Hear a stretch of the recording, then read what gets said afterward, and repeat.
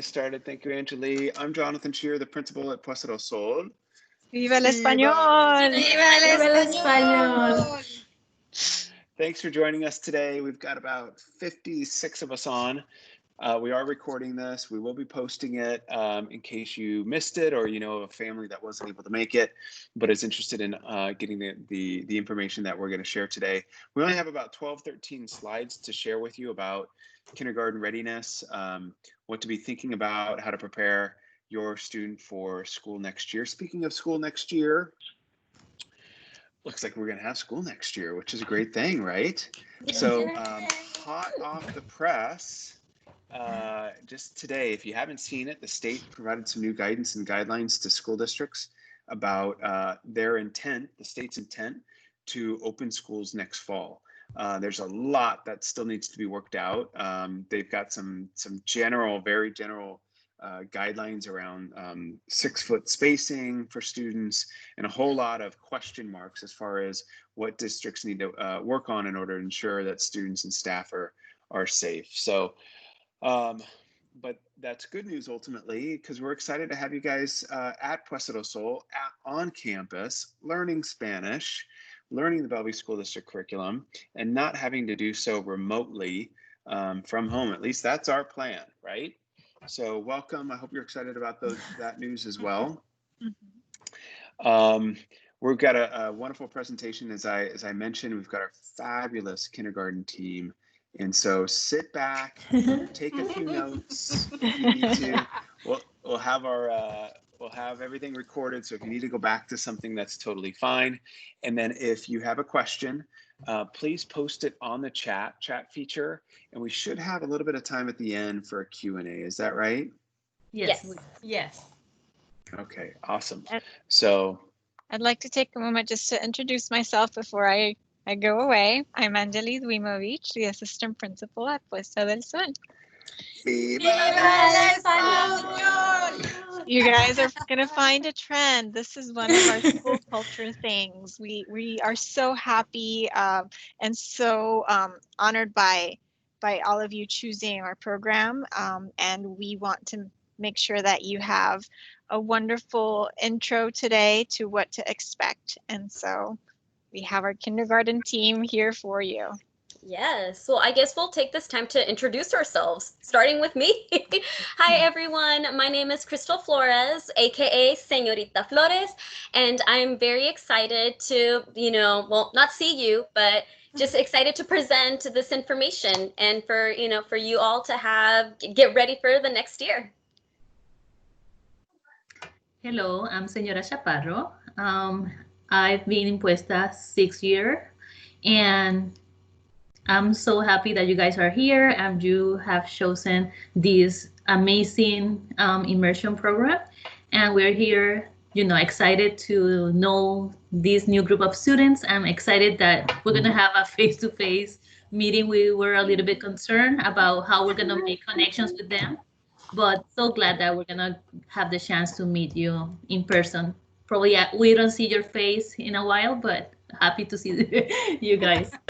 So,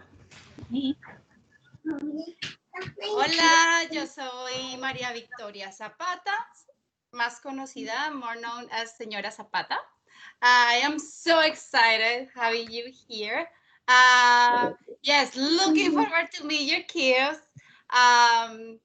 You are coming to an amazing program where not just your kids are going to learn a language, but they are going to be immersed in a culture too. Welcome. Hi, everybody. My name is Delfina Garcia. This is my second year here at Puesta, 12th overall.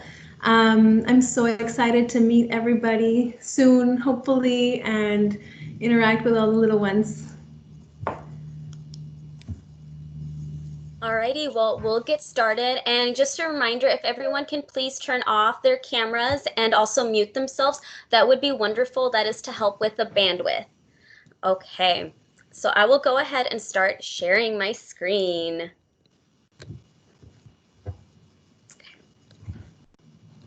Maestras, ¿lo pueden ver? Sí. Sí. Perfecto. So you have all met the kindergarten team, but here's some other fun pictures of us.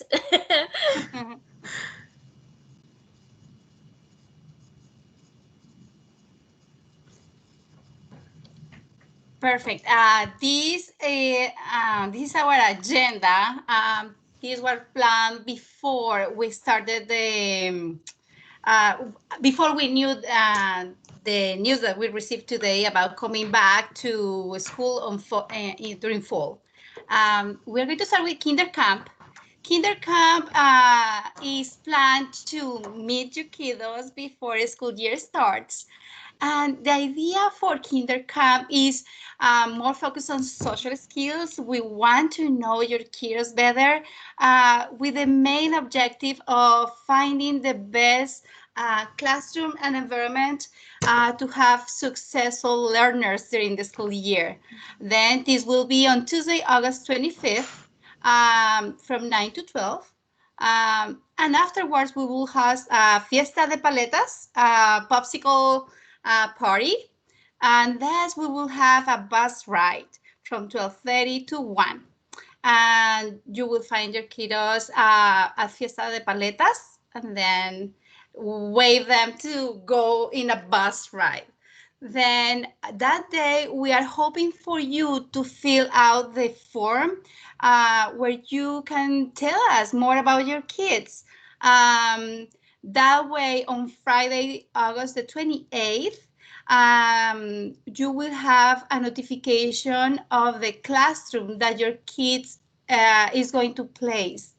Then during those days, we are going to meet and discuss about our observation, what we noticed, any kind of input that we receive from you in this form. And having all these considerations, you will receive by August the 28th a communication telling you which classroom your kid is going to be and which teacher is going to have. Bueno, the Family Connection Conference is a conference. You are going to receive an invitation to schedule a conference with your teacher. Now that you already know which is the classroom, which teacher your kids is in, you will have the opportunity, and we will have the opportunity to meet you, to meet your family, to know more about you, and you know more about us. Any questions that you have, any doubts that you are still have, we are going to be happy to guide you, to help you during this time. I cannot see the lower one. Which one is the next? Oops, sorry. First day of school. First day of school. Cristal, ¿me ayudas? No lo veo, no lo puedo leer. First day of school, Wednesday, September 9th. Thank you. And that will be 1 week after the whole school resume. And yes, it will be our first year in Puesta del Sol, and you are going to be so happy, and you are going to be super welcome. Thank you. Next. Okay, so here we have, please take a picture of this QR and it will take you to this website. It's a Kinder blog we have created a few years ago, and it gives information. This QR will put you directly in the incoming families information. It has more information for the school year, but please go there, take a picture of that. Señorita Flores, can we click on the link to get? Yeah, let me give it a try. We're being flexible. Oh. So let me see. Maybe I will have to unshare my screen and then show this. So let me, no, don't worry. Let me take a picture with my cell phone, and then so I can talk about it while. So if you took the picture, can we go to the next slide and discuss a little bit? Yeah. About it? Okay, so let's go to the next slide. So there you will find resources that you can use during the summer. In the presentation, you will see the Phoenix symbol. And those are things that you will find in the blog, some resources you will find here. Something really important to know is that all these are things that will help you during the summer, but you don't have to complete the whole thing. For example, high frequency words, these are the ones we're going to cover through the year. So you don't feel pressed to, they don't have to know all of it. Is, you know, give you some familiarity of it. Something really important is like they practice with their numbers, the letter names, letter sounds, start tracing, start cutting, and you will find those resources there. We also added some videos for you to use that give you some ideas of activities that you can work on during the summer. I know many of you, sometimes it's easy to say it, but sometimes we would like to see some examples. So there's a video that we found that I think it was really fun, that very appropriate for your kids to use. And I think that's it about the blog. Can we go to the next one? Yeah, Señora Chaparro, I'm gonna go back to the QR code. So if families haven't taken the picture, that now is your time. Yes, it will take you right away, and it has all the dates that Señora Zapata already discussed. You know, it's already there for you. And I was gonna mention something else also. So yes, I think that's it. So, and the next one, yeah. So let's go. All right, so parents, I'm switching the slide. Yeah.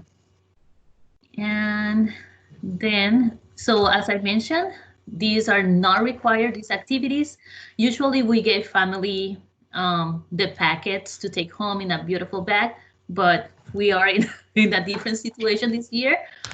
The resources are there, download whatever you need and just work with your child at home with them. And there's cutting and tracing, just cut, print as you need. So, and remember, yeah, these are resources that you can use also through kindergarten. Yeah. All right, I guess this is my turn. Hi everyone, this is Señorita Flores speaking again. So today I'm going to be focusing on physical. And so a lot of families think about physical as whole body movement, which is gross motor skills. But we're going to be focusing a little bit more on our fine motor skills, on our, for example, our handwriting, our pencil grasp. So I'll quickly go over this. Oh, and before I forget, if you see the Phoenix symbol, that means those materials are on the blog. So what should students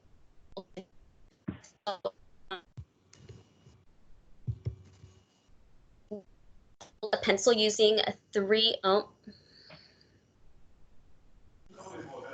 Señorita Karin.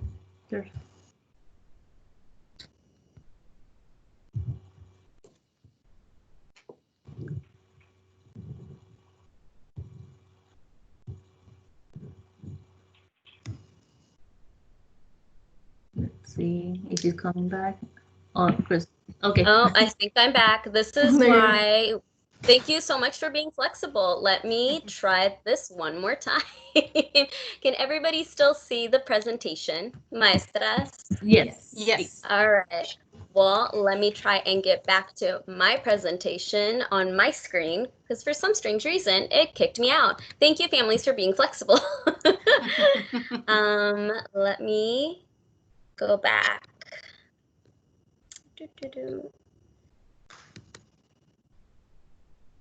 Maestras, can you still see the presentation? Yes. Yes. Yeah. Okay. All right. Whew. All right. So back to physical. So students can hold a pencil using 3-point grasp, can cut with scissors, can also button up their own coat and their own pants. So at home, what can we do this summer? Encourage creative play. I love doing a lot of art activities in my classroom. That way students can develop and strengthen those fine motor skills. So some activities could be, through Legos, clothespins, Play-Doh, and of course, yeah, cutting and tracing. Some of the things that I've done within my classroom is hole punching. That strengthens their grasps, their finger muscles, as I like to call them. Practicing tying shoes, tying knots, making beads and necklaces, yeah, and just and creating with Legos and Play-Doh, just like I mentioned, those are awesome things to do. And if anybody has the game Operation, that is also awesome. Also, let's now go on to math. Let's see if I can move it. There we go. All right, math is one of my favorite subjects. I absolutely adore it. So incoming kindergartners should be able to count the numbers of items in a group, which is essentially called one-to-one correspondence. So essentially, I have an example would be I have un marcador, one marker. That's what it means. They should also be able to count to 20 and recognize numbers 0 to 10. Knows, and this is a big one too, know that letters and numbers are different. Knowing basic shapes such as squares, circles, rectangles, etc. And what can you do at home this summer? So most of the time, I know that parents think that, oh yeah, it's just knowing our numbers, addition facts, and subtraction facts, but it's so much more than that. I love including, a little bit of cooking in the mix. You can always ask your student, ask your child to help you put in, count how many cups of water you're putting into things, or let's say how many apples are in a tree, just counting objects around the house in the community while you're cooking. And combining art and math, that's one of the things I love to do. So when practicing with your shapes, creating an art piece, a city, a robot, including all of the shapes, and having the students identify what shape they use to make the face, to make their body. So those are a couple of examples that, I have done in the classroom and that are super easy and, kid-friendly that you can do at home. So yeah, I think that's it. All right, I'll go ahead and go on to the next slide. Oh, that's me. Señorita Garcia here again. I am going to talk to you about literacy and then language. As we know, you are your child's first teacher. And your involvement is the #1 predictor of their literacy success and academic achievement throughout their life. No pressure. But we want to be in your team. So, someone adding that? Yep. So we want to help you be as successful in guiding them in their literacy and language and everything else. So these are just a few tips of what you can do. You can have just fun with language. It's going to have to be a fun process so they can absorb as much as they can. So begin playing with letters, with sounds, with words, everything in their environment. Make it fun. Read to them, but not just read to them, have them answer questions, do a lot of predictions, what's going to happen, have them know, point at the words that you're reading, have them know that it's from left to right, all the directionality. When you're reading, they can write their name, recognize the letters in their name, and just have them build stamina. And that's going to be very helpful for us. And ask a lot of questions. Next slide, Señorita Flores, please. Same with language. Have fun with it. And you're going to learn a lot as well in this. We're all going to be learning together. So just help them out with what you know. Speak clear. Have your child speak clearly so they can understand each other and us. Have them, hopefully they know this, have them follow 2-step directions. He can use his language to express himself and his needs. That's going to be really important. retell an experience. Again, reading and literacy and language go hand in hand. So if you're already asking them a lot of questions about their reading, they're going to translate that into their daily life. They're going to just be talking nonstop, and that's what we want. Yeah, so use all these tips and go to the blog. There's a lot of stuff there that can help you out as well. Thanks. There is a question on the chat. Do we want to address questions at the end, or should we? Yeah, I think we leave it to should. the end if you want. Yeah. At the end? Okay. Yeah. Cool. So Marlo, we saw your question. We'll answer it at the end. Okay. Oh, it's social, it's me. Why are these social emotional skills important? We know that children need these skills in order to be more successful and to prevent challenging behaviors. That is why we are intentional to teach literacy, cognitive, and other skills, but we are intentional about teaching social emotional skills. What happens when our children don't have these skills? How do we help them? We teach them. At school, they have different opportunities, not just while learning academics, but while playing, sharing, taking turns, learning to be active listeners. So we are partners in your child's education, and collaboration and communication are key for the success of your child during kindergarten and the rest of their academic life. Well, and now, let's see, what should the students be able to do? Place, share and take turns with the other children, ask for help using their own words, using words to solve problem on their own. They will learn if it's a big problem or a small problem, identifies and manages feelings appropriately, takes care of their own needs appropriately. And what can you do at home? Something that kids ask for is discipline. Even if you don't believe it, they are really, really in need of having routines, having a structure during the day that lower their anxiety during the day, and having responsibilities at home. The same way that they are asked, we ask them little by little, depending their own strengths. But they are able to help around the house, like having a routine, probably helping with the dishwasher or helping with the bed or helping with setting the table, little things. But be consistent on those structures and routines. Prepare students to follow directions and understand consequences. And the consequences should be directed to the act, no? And model solving problems, please, please, please, kids do what we do. I love the way that Señorita Cristal says is a monkey that like monkey do. I love it. Creativity is born from boredom. Let your child experience it. Yes, yes, yes. Try to not provide all the time something to have them happy. No, they need to start thinking, what is making me happy? What can I do to entertain myself? And yes, you know, the need is the mother of industry. Then if they have a need, we will have industry. Thank you so much. And here again, Señora Zapata.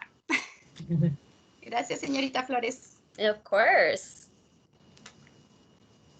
And I think All right, everyone.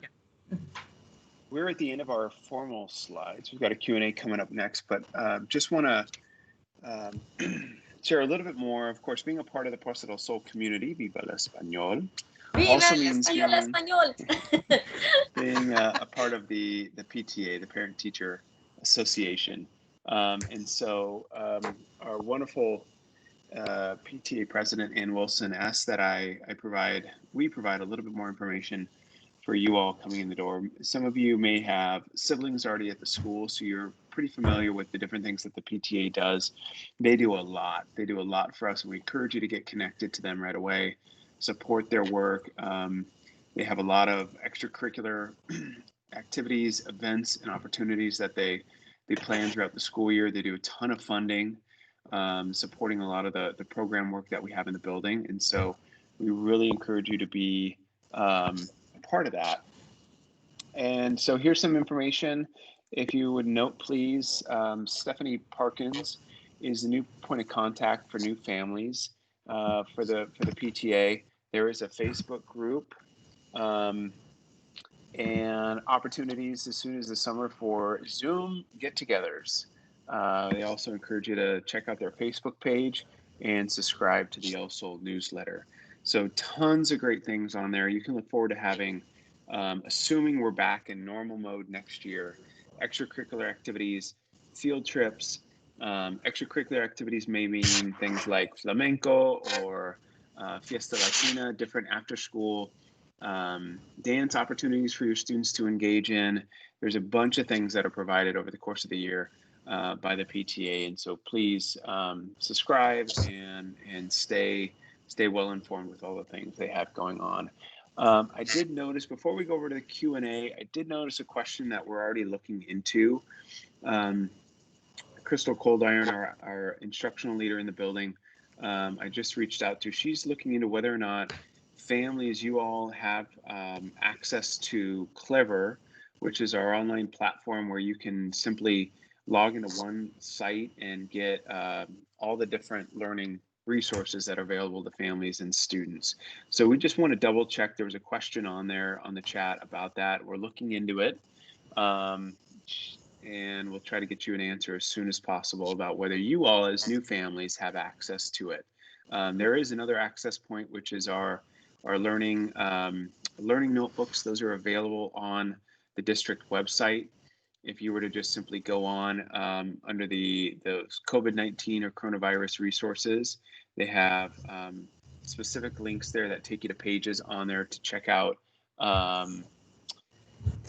our online learning notebooks that give you a little bit more insight into what students will be learning next year. And if you want to take a crack at some of those things to help get your student ready. I absolutely love and certainly support everything that our fabulous kindergarten team has presented to you, and really encourage you to go back through and read some of these things in closer detail. The opportunity to set your student up for success this summer is really, really important. And we're here obviously to support that as well. I got an answer to that question. Mid-August. So it doesn't look like families will have direct access right away to some of the resources that will be coming your way for next year.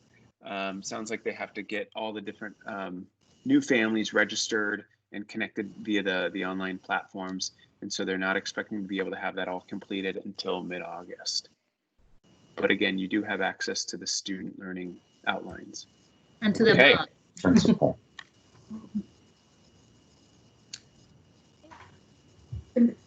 Ready for the Q&A? Okay. Yep, yes. I think so. So for this part, I think I'll just stop sharing my screen so we are able to see everyone. Let's see. Okay.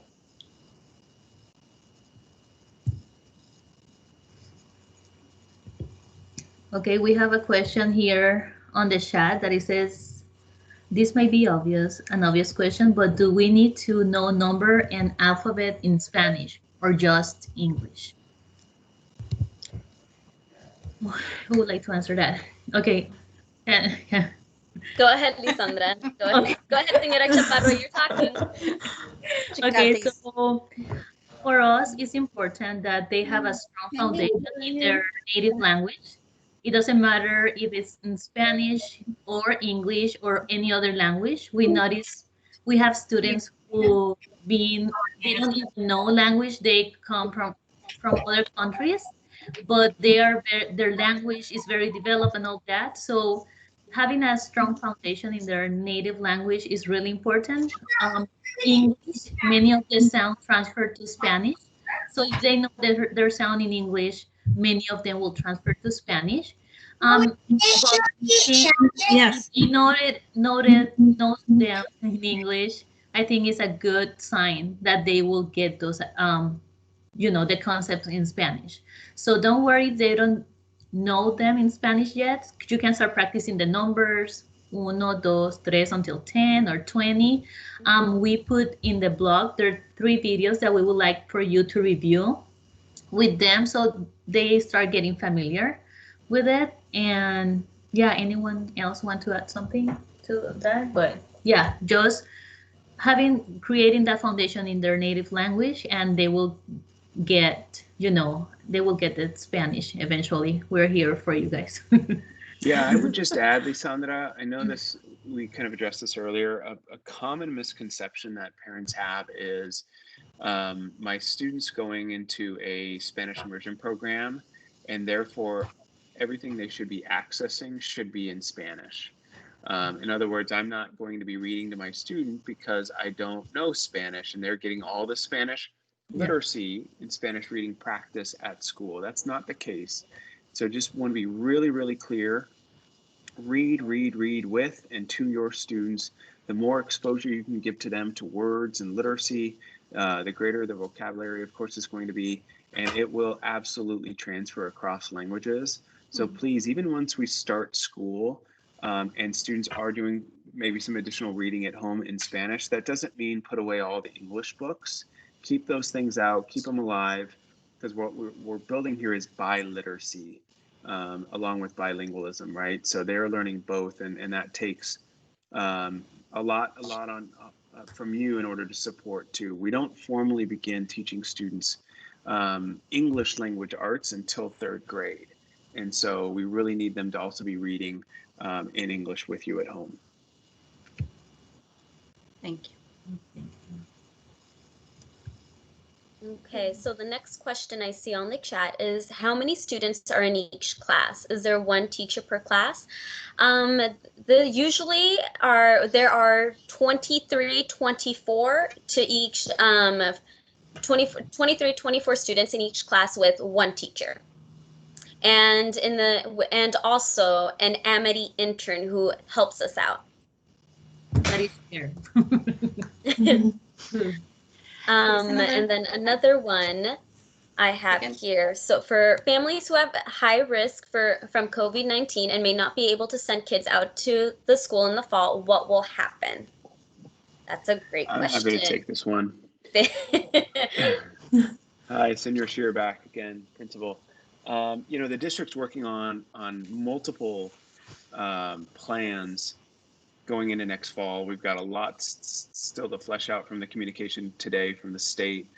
So we're hoping to get that out to families as soon as possible, perhaps by the end of the school year, but I can't guarantee that. One of the things that we are very aware of is that we have families across the district that do have concerns and are taking extra precautions and considerations based on their own health as a family, a parent's health, a loved one in the house, a student's health and well-being as it relates to exposure.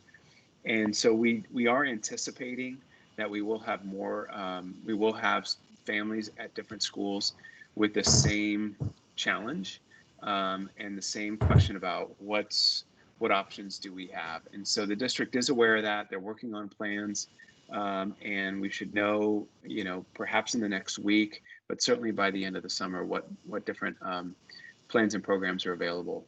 Ultimately, we want your child here at Puesta del Sol, and so we certainly hope and expect that this won't prevent you from being able to be a part of the program.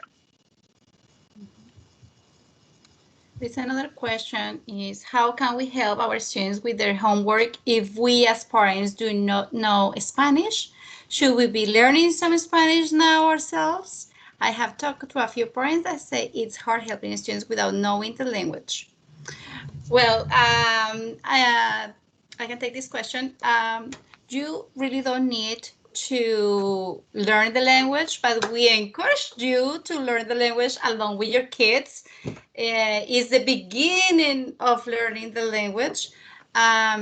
We, in kindergarten, our school district is not recommending having homework, but once in a while we send some writing numbers when we see that they could be helped by those activities at home. But we are not sending homework that they are not able to do on their own. I don't know if Do you want to add something, maestras? Yeah, I'll add something. I think it's gonna be tough, but we're in this together. Learning a language is tough either way. The good thing is that they are learning everything. Everything is new for them right now, and it's going to be fun and in such a way that they're engaged and excited about it. So don't worry so much. I mean, worry the amount you need to worry, of course. I'm not going to stop you, but just know that kinder is a grade level in which they're going to be very supported. We're going to start them slow. It's not going to be like a cut and dry, okay, stop speaking English. It's not going to be that dramatic. But yeah, we're in this together. I would add, if you don't mind, that one of the things you all do marvelously, as do your colleagues in the upper grade levels, is you work really hard. Our teachers work really hard to ensure that students have a good understanding and awareness of what homework is asking them to do in class prior to taking it home. And often our homework, which isn't, I mean, in kindergarten, we're talking primarily just reading, right? So it's not heavy content. We generally subscribe to a 10-minute rule, which is for every grade level, we add 10 more minutes, generally speaking, of homework time at home. We do find that there is value in homework, students being able to revisit concepts, interleave concepts associated with other concepts or subject areas, and connecting dots, if you will, between different learning standards and that sort of thing over the course of the school year. But there's really not, there are times that students may come home and say, I don't know what to do here. I've often supported families in saying, you can absolutely reach out back to the teacher, but a real good question to start with is, well, what did you guys talk about in class? What is the general expectation around this? Do families sometimes plug in a set of directions in a Google Translator at home? Yes, that does happen, and that's okay. But we're really not trying to surprise students with activities and homework assignments that they have no idea how to do. Mm-hmm. And that puts a ton of burden on you at home to try to manage. So please know that. There's some additional questions here that I can help with too. It sounds like there's some unique stuff that families are thinking about. Go ahead. Well, I'm seeing the one on construction beginning this school year, this year for the new school. We're waiting on the city council, frankly, to resume their council meetings. We're, I think, at the very top of their list. Our conditional use permit for the new building is one of the top things on their list to review and approve. However, they have said that they are not reopening until, I'm forgetting which phase it is technically from the state or stage, but they feel strongly that they're not going to be reviewing conditional permitting remotely and having meetings remotely because citizens can't come to those meetings and may have difficulty accessing them if they try to do it electronically or remotely via Teams or Zoom or whatever it is. So we're on a hold, and what that means is depends on if June 14th we're in stage 2 from the state, that may allow them to go ahead and meet and approve things. But we're going to break ground as soon as possible on the new site. It may be that we aren't ready to move in the fall of 2021, that August, September.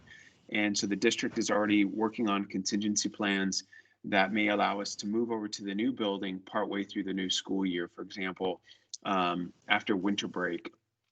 But because the building will be brand new, with all furniture being brand new, the only thing being moved over are materials, teacher materials and supplies. The idea of being able to do that over the winter break is possible. There isn't, going to a different question here. Students, according to the new state guidelines, are going to be asked to wear a mask. What would happen to them if they refuse? We don't know. And so I think that's going to be something that the district's going to have to work out over the coming weeks. Prior to the start of the school year. There's one more question about camp, summer camp.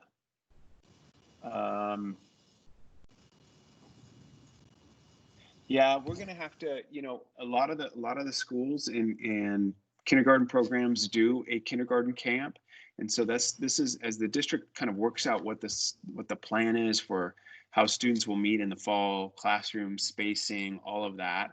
We're going to kind of hold. We do hope, of course, as we mentioned at the outset, to have kinder camp. It may look a little bit differently than what we had hoped it would or what it traditionally it does, but if you could just kind of hold on that and stay tuned until we get more information from the district on all of our kinder camps across the district.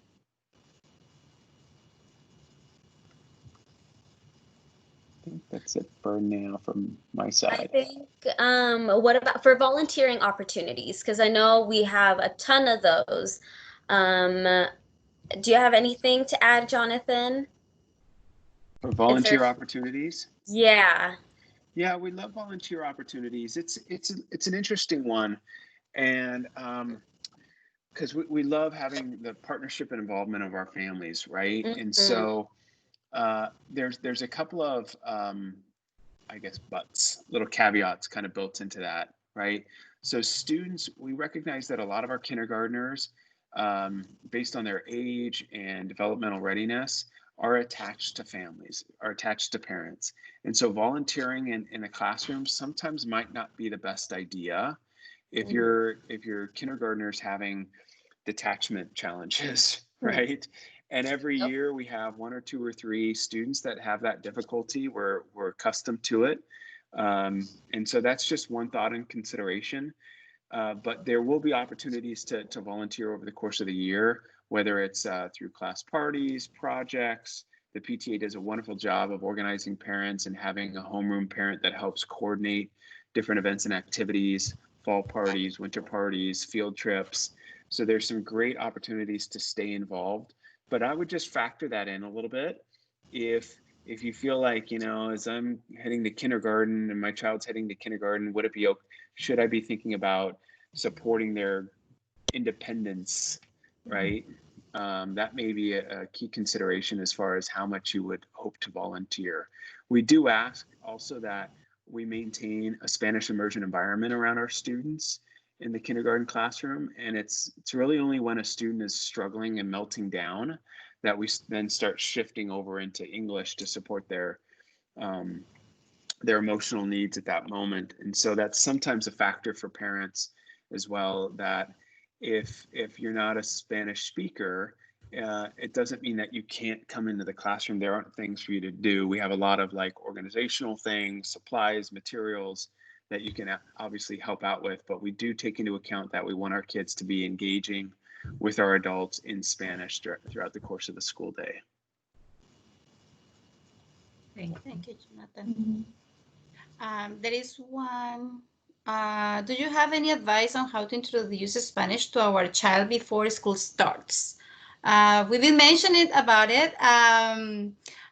First, read in any language. We have kids that English is not the native language, and they are learning 3 languages. But as we've been mentioning, those skills transfer across languages.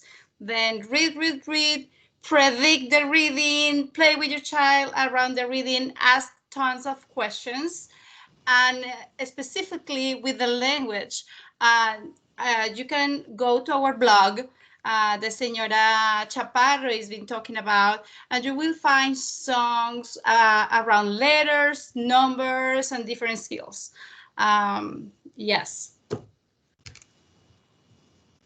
Could I add a couple more pieces onto that? Of course. So one of the wonderful things about the Spanish language is that it's so ingrained into our country at this time, right? I mean, so your students probably know a lot of Spanish that we just need to connect some dots. So whether it's names of states, cities, things that they eat, quesadillas, tacos, things like that, right? There's a lot of language that your students probably already know that we just, you know, it's just time to start connecting those dots. A wonderful way to learn the double L or ASN is through words like quesadilla or fajitas. right? To learn about the jota or the J, how do we pronounce that? And so tap into that by all means. If you go out to a restaurant, if we're able to go out to restaurants, right? Tap into that stuff as well. And I'm going to be, for the sake of anybody hearing me, if you're letting your kids watch TV, which we all do in some ways, right? Get those subtitles on in Spanish, or flip over a little bit and have your students watch some stuff that's in Spanish and maybe subtitled in English at the bottom. Just that exposure factor goes a long, long ways. I used to love watching Nemo in Spanish with my kids. Yeah, and there's a ton of stuff online now that's Yeah. super developmentally appropriate. It's not just that you're watching Nemo just in a different language, and therefore it's maybe hard to keep up to and understand it. So there's just so much that's out there. Even apps these days can help introduce a student to Spanish. We don't know what remote learning will look like for kindergartners, if we have it. And we can talk certainly about what it's meant now, but we're anticipating if there is remote learning that comes on again, let's say like for part of the week, it may look totally different than what we've done. So it might not be a great idea to get too much into that, but there's that question about kinder camp. Does somebody want to take that? Do we as parents stay for the whole day? No. So usually, do you want to talk, Señora Chaparro, No. before? Go ahead, Kristen. So for kinder camp, no, it's usually this is the time to practice our goodbyes, and we get to keep your kids for half of the day. No, but yeah, parents are not there with the kids. Yeah, they have to pick them up promptly at 12 because then you have to bring your lunch, and there's gonna be the paletas, the popsicles. So be at noon, pick them up at the gym if that's gonna be the case, and just go ahead, bring your picnic, and we're gonna interact with each other so you get to know other families too, from 6 feet apart. Again, this is all tentative. Oh my God. And then there's one that says, are we going to provide school supplies for our kids? If so, is there a list of school supplies that will be needed? And yes, you will be providing school supplies, and yes, there will be a list of school supplies. That, Angelie, I don't know if you can help me. Do you know when that usually goes out? That's you. So expect that for in the fall. It's usually right around that time where all the school supplies are on sale. We do like to provide parents with at least that window. It's going to be different this coming year because of everything, but you will be given a good heads up as to what you can bring in. And of course, if you are not able to afford them, then we will definitely help you and provide for you. So just let us know. We're very supportive and flexible of everybody's needs. And this year is going to look different too because we need to make an inventory of what we have because we spend many of the 3 months here. So we have a few supplies also in the classroom that will modify the original list probably that we have, depending on each class, what we have as a team. And I like this question. How often do you incorporate music? All the time. I mean, I'm singing. My kids are usually listening to some songs. I'm sorry, Señora Chaparro and Señorita Garcia, who are next to me, they're always listening. Like, we're singing with you. Classroom. What's happening? We're always having a fiesta. There's always music. And I mean, I'm not saying just in mine, but in all of the classrooms. She's the loudest. And I just love to add the reason behind that. As a school, we not only, as mentioned before, we not only teach the language, but the culture behind the language in order to create culturally aware and competent citizens. So part of the way that we in our Spanish-speaking countries grew up was with music, and it's part of that community, which is one of our underlying values as a general culture. And you're going to see that as a trend throughout your years at Puesta del Sol in all grade levels. And know that when you sign up for this program, you're signing up so that your child not only learns a language, but learns the culture. And I also want to jump in and say, Angeli, that that our school have so many teachers with diverse backgrounds. I mean, I am Mexicana. Señora Chaparro is Puerto Riqueña. Señora Zapata is Colombiana. Señorita Garcia is Mexicana as well. It's just awesome. You will get to experience just all these wonderful things that each of our cultures bring. And yeah, that's just like the most exciting part. And learning, and students learning how to respect the diversity in cultures and values, and is so important for us. Okay. Any other questions out there? I don't see any other. We have a Julie's comment like, please view the following link for updates from Bellevue School District regarding the fall. It is updated regularly, and she just posted the link. Thank you, Julie. De nada.